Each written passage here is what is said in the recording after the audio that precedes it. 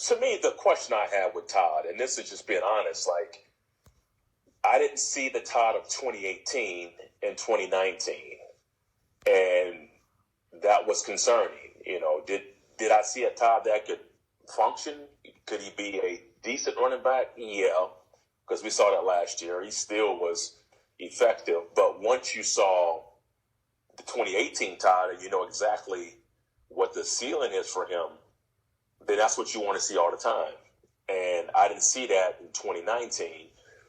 So are the Falcons bringing him on board to be the 2018 version, or they're bringing him on board to be what they saw last year, which is a highly productive running back who will probably have spurts of greatness, but not consistent enough to be every week doing it.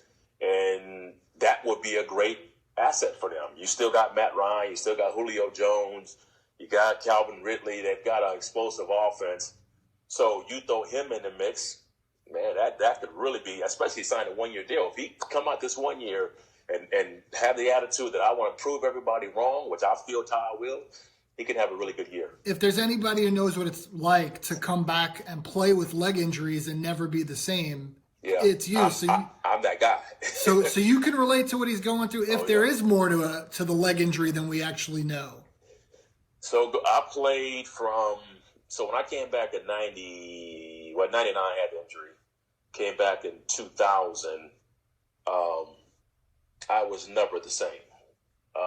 2000, it was always where I was just trying to figure out. I was one.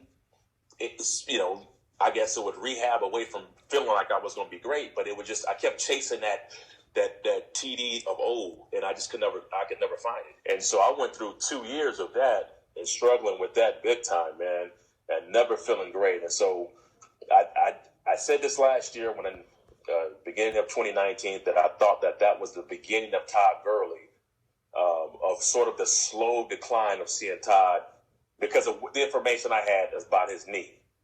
They said he had an arthritic knee. And I said, I've had that. I understand what it feels like. And they said, well, what happens with that? Well, what happens is you feel like your knee, like you have just enough swelling in your knee, just enough to where it doesn't stop you from running, but you don't have the full flexibility or mobility, and you don't have you just feel like it's just a second slower. When you think about making a cut, it's like the signal from your brain to your knee is like it just comes just a fraction of a second too slow, where your knee doesn't respond to it. And that's what was happening for me. And I didn't have the strength in there. It was shutting down my quads, so my quads couldn't get stronger and they wouldn't fire.